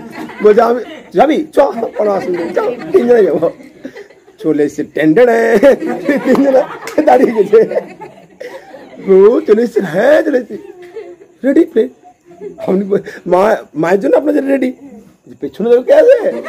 আরে দাদা তুমি চলে এসছো? হ্যাঁ তুই আমাকে দেখে খুশি হলি না? বলছে হ্যাঁ খুব আনন্দ, প্লেট লাগা, টাইম নাই। সমস্যা কি, কোনো অসুবিধা? বলছে না অসুবিধা নাই। কিসের অসুবিধা? কোনো অসুবিধা নেই, খাবার অ্যাভেলেবেল আছে। তখন আর একটা পাতা লাগিয়ে আর একটা যে ছিল হাঁড়িতে সেখান থেকে বের করে আরো আর প্লেট একটা সাজিয়ে দিয়েছি খুব সুন্দর করে। 3 জন প্রসাদ পেল। তুই খা, না আপনারা খান, তারপরে আমি খাবো। ফল ছিল, একাদশী ব্রত হয়ে গেল। প্রথম দিনে একাদশী ব্রত হয়ে গেল, দ্বিতীয় দিনে নেক্সট বারে একাদশী ব্রত হয়ে গেল। এবারে তারা হাত তো ধুয়ে পরে যাবার জন্য প্রস্তুত নিচ্ছে। বলছে তাহলে বন্ধু তাহলে আসছি। বলছে শুনুন, আপনি যাবেন, কোনো অসুবিধা নেই, দয়া করে আমাকে বলে যান নেক্সট বারে কতজন আসবেন তার লিস্ট দিয়ে যান। ওইভাবে প্রত্যেকবার ওই চিটিংগিরি হবে না।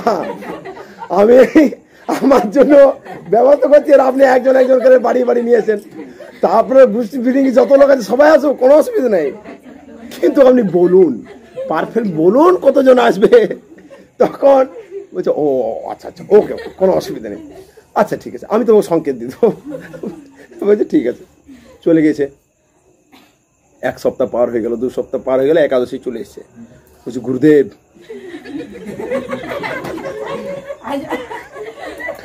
গুরুদেব আজকে আপনি আমার 25 কিলো চাল দেন। বলছে তুই কি করবি?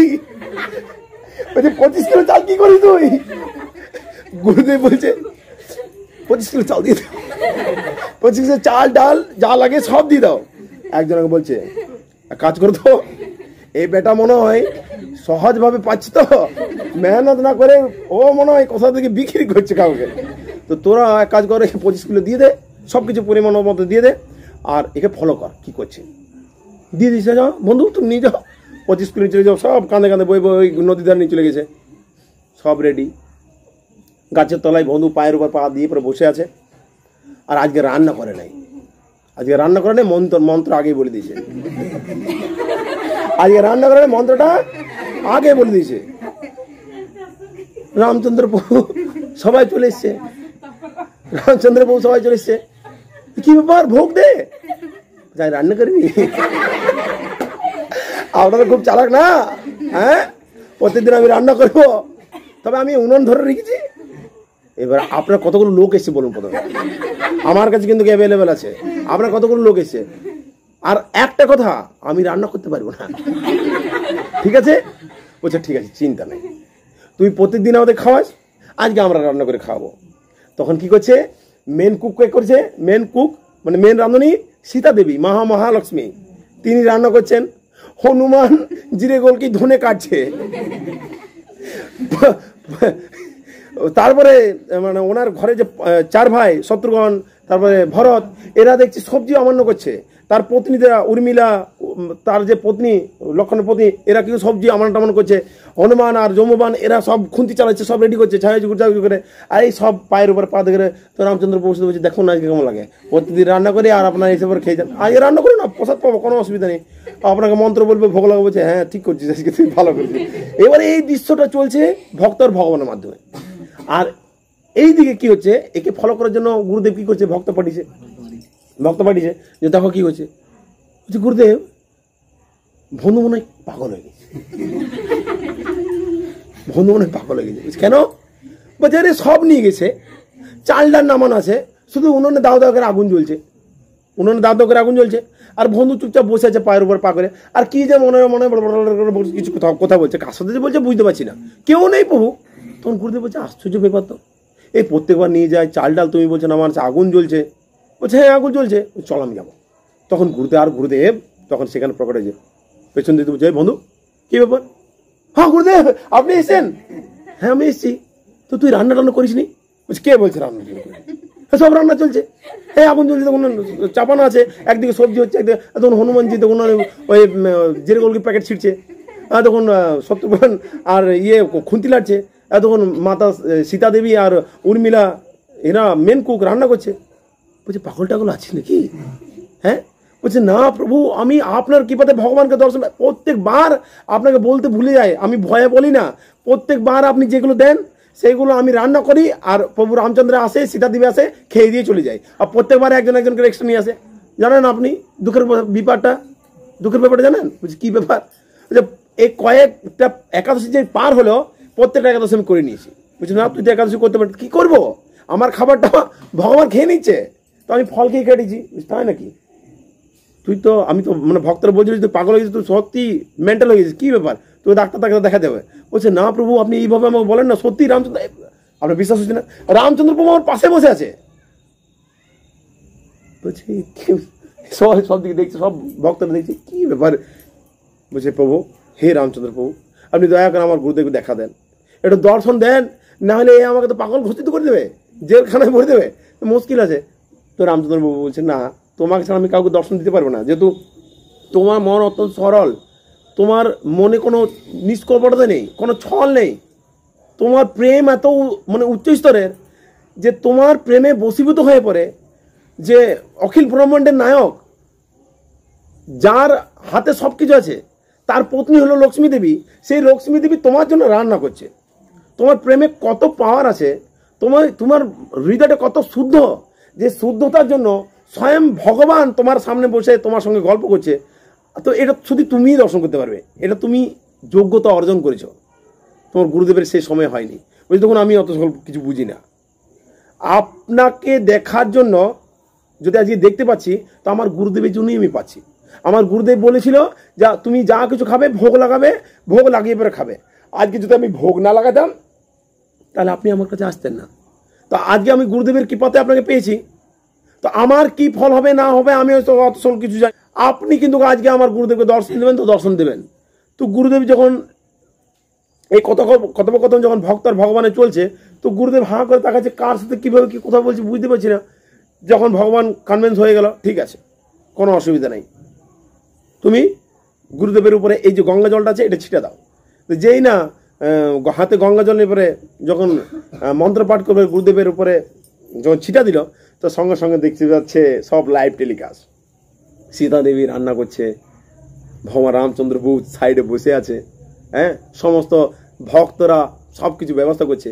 এই রূপ দর্শন করে মানে তার গুরুদেব হা হা করে কাঁদছে যে আমি যে এতদিন থেকে সেবা করছি, সেই বিগ্রহকে আমি তো শুধু মার্বেলের পাথরের বিগ্রহ, কাঠের বিগ্রহ স্বরূপ রূপ দর্শন করে পরে আমি সেবা পূজা করে গেছি। কোনোদিন আমি উপলব্ধি করতে পারিনি যে সেই ভগবান আমার যে ভোগ লাগা বস্তু এইসব গ্রহণও করবে।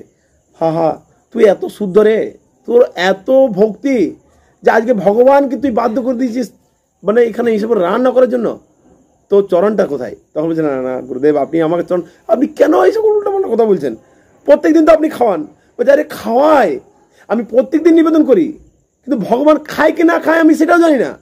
কিন্তু যে আজ আমি সাক্ষাৎ দেখছি যে তোর হাতে গ্রহণ করার পরে তারা এত উৎফুল্ল হয়েছে যে তাকে দর্শন দেওয়ার জন্য, সেই ব্যক্তিকে দর্শন দেওয়ার জন্য সাক্ষাৎ ব্রজেন্দ্রনন্দন ভগবান স্বয়ং রামচন্দ্র তোমার কাছে বসে আছে। এর থেকে আর ভক্তি জীবনের সাকসেস বা এর থেকে আর ভক্তি জীবনের উন্নত স্তর কি হতে পারে? তো এটা কিভাবে সম্ভব হলো? শুধুই শুদ্ধতার জন্য, শুধুই সরল মনোভাবের জন্য আমাদের এটা আছে, এটা জন্ম হয়েছে আমাদের। যখন বলছি ভোগ লাগান মাতাজি, আপনার বাড়িতে আলিকো সেটিং করুন, হ্যাঁ প্রভু করব, আমার এই প্রবলেম, আমার ওই প্রবলেম দেখিয়ে আপনি আপনার যে জায়গাটা আছে সেই জায়গাটাকে ক্ষুণ্ণতা করছেন। আপনি উপলব্ধি করতে পারছেন না যে আপনি ভক্তি জীবন পেয়ে গেছেন, মানে আপনি ভগবত ধামে ফিরে যাওয়ার রাস্তা পেয়ে গেছেন। আপনার জীবনে উপলব্ধি হচ্ছে না যে আপনি কেন ভক্তি জীবনে এলেন, আপনার ইচ্ছাতে এসছেন না, না না, আপনি সিলেক্টেড হয়েছেন ভক্তি জীবনে, আপনি সিলেক্টেড হয়েছেন, ভগবানের খাতায় আপনার নামটা সিলেক্টেড হয়েছে বলে আজকে আপনারাই শুধু ভক্তি জীবন করছেন। অন্যথা এই বহুলা গ্রামে কি আর লোক নাই? অনেক লোক আছে, তারা কেন আজকে এখানে এসে পরে ভগবানের কথা শুনছে না? কেন শুনছে না? কারণ তারা ভগবানের খাতাতে রেজিস্ট্রেড হয়নি। আপনারাই ভগবত ধাম যাওয়ার জন্য রেজিস্ট্রেড আছেন। অর্থাৎ ভগবানের কৃপা ছাড়া ভগবানের কথা শ্রবণ করার সুযোগ মেলে না। হৃদয়কে সেইভাবে নির্মল করতে হবে, হৃদয়কে সেইভাবে কলুষ মুক্ত করতে হবে, তবে আপনি এই জড়চক্ষুতে ভগবানকে দর্শন করতে পারবেন।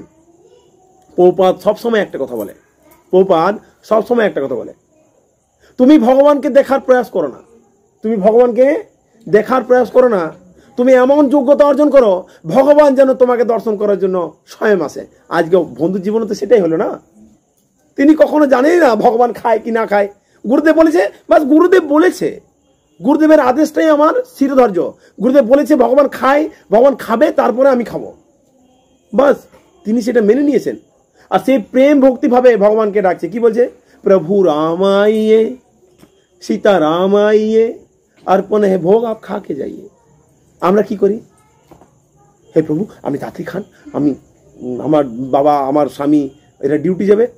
আমরা জানিও না ভগবান গ্রহণ করলো কিনা, আমরা জানিও না কেন, আমাদের সেই নিষ্ঠাটা নেই, কারণ ভগবান আমাদের চোখে পর্দা দিয়ে রেখেছে। আর এই পর্দা কখন যাবে? যখন আপনার হৃদয়টা সরল হবে। এই হৃদয়টা সরল হবে। তা আপনার হৃদয়টা সরলতার যে প্রথম লক্ষণ, এটা কোথা থেকে স্টার্টিং করবেন? আপনি এটা কোথা থেকে স্টার্টিং করবেন? শ্রবণের মাধ্যমে। যত আপনি শ্রবণ করবেন তত আপনার হৃদয়টা সরল হবে। আপনি যখন সাধুগুরু বৈষ্ণবের আদেশকে মেনে চলতে পারবেন তখন আপনার জীবনে অমূল পরিবর্তন আসবে। হরে কৃষ্ণ। জগৎগুরু শিল প্রভুপাদ কি জয়, পতিত পাবন গুরু মহারাজ কি জয়। হরে কৃষ্ণ কৃষ্ণ কৃষ্ণ হরে হরে, হরে রাম রাম রাম হরে হরে।